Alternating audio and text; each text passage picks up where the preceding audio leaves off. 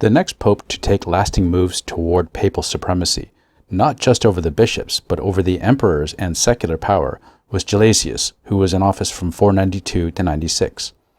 Like Leo, Democopoulos notes that the proclamations Gelasius uttered were not based in either reality or made from a position of strength, but his posturing exhibits all the hallmarks of an impotent man with little tangible authority, both in Italy and in the East.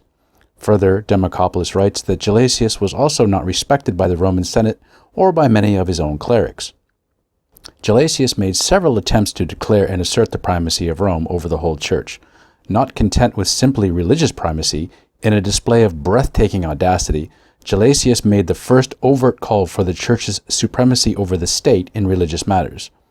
This Gelasian doctrine declared that the Church and its princes are superior to merely temporal rulers. Known as the Doctrine of Two Powers, and by various other titles, the Wikipedia name is shown on screen, such as Duo Sunt, or There Are Two, the Ad Anastasium, or Epistle 12, originates from the letter written in 494 to the Eastern Emperor Anastasius I Decorus. There are three interesting aspects of the letter to note. 1. Setting doctrine is a matter for the Church and not what emperors wish.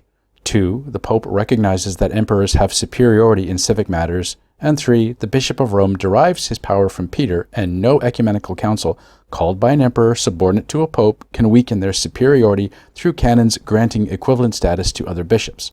All of these points were made in the context over who had the authority in determining church issues of the day.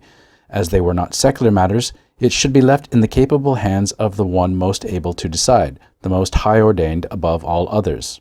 Gelasius subtly inserts himself between the divine and the emperor, insisting the pope will be held accountable before God for the emperor's performance in discharging his secular duties, and consequently Gelasius has a higher responsibility.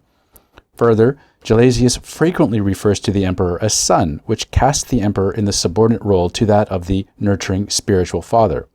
Democopoulos notes that these kinds of statements are not reflections of the authority Gelasius had in reality, but are simply a wish list of what he wants for himself. The Doctrine of Two Powers also laid the groundwork for the papal monarchy, which began in the mid-700s when the papal states were created. Further, it could also be argued that Gelasius was making tentative steps in formulating the concept of separation of church and state. Other letters from Gelasius demonstrate his illusions of power. In what is known as Epistle 10, Democopoulos writes that Gelasius makes the most assertive claim to Roman privilege in all of late antiquity. 5 of these most assertive claims are: the whole church has been entrusted to the examination of the Roman See, the Roman See ought to judge the whole church, the Roman See cannot be judged by anyone, a Roman verdict cannot be scrutinized by another See, and a Roman verdict can never be overturned by another See. Further, Epistle 26 states, "The See of Blessed Peter the Apostle has the right to judge the whole church. Neither is it lawful for anyone to judge its judgment." Thanks for watching. Please check out the other videos on my channel if history is your thing, and see you next time.